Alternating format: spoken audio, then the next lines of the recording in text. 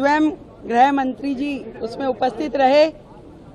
इससे पहले की सरकार का जो रवैया था कि छोटे छोटे विषय जो दिल्ली के लिए बड़ी बड़ी दिक्कत देने वाले थे और जितनी बार भी भारत सरकार के द्वारा डिटेलिंग मांगी गई, कभी भी दिल्ली की तत्कालिक सरकार के द्वारा सहयोग नहीं किया गया।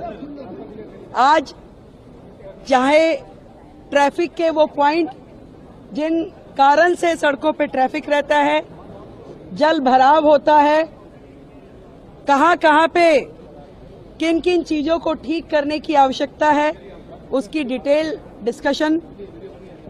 वो कमेटियां जो शांति समितियां, थाना लेवल, डिस्ट्रिक्ट लेवल कमेटियों का गठन जो होना है, उस पर चर्चा की गई।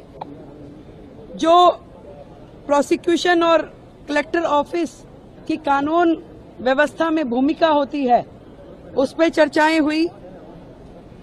जे क्लस्टर में घोषणा पत्र में जो हमने घोषणा की, उसमें पुलिस आउटफिट बनाने पे चर्चा की गई।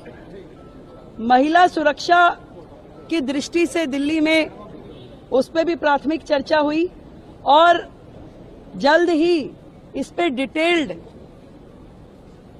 नीतियां बनाते हुए, काम करते हुए वो सारा विषय भी किया जाएगा।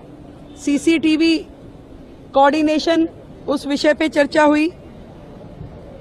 पीडब्ल्यूडी जो मैंने बताया कि वो सारे विषय जो पीडब्ल्यूडी से संबंधित हैं और कहीं ना कहीं दिल्ली में दिक्कत करते हैं, उन सब के समाधान पे चर्चा हुई।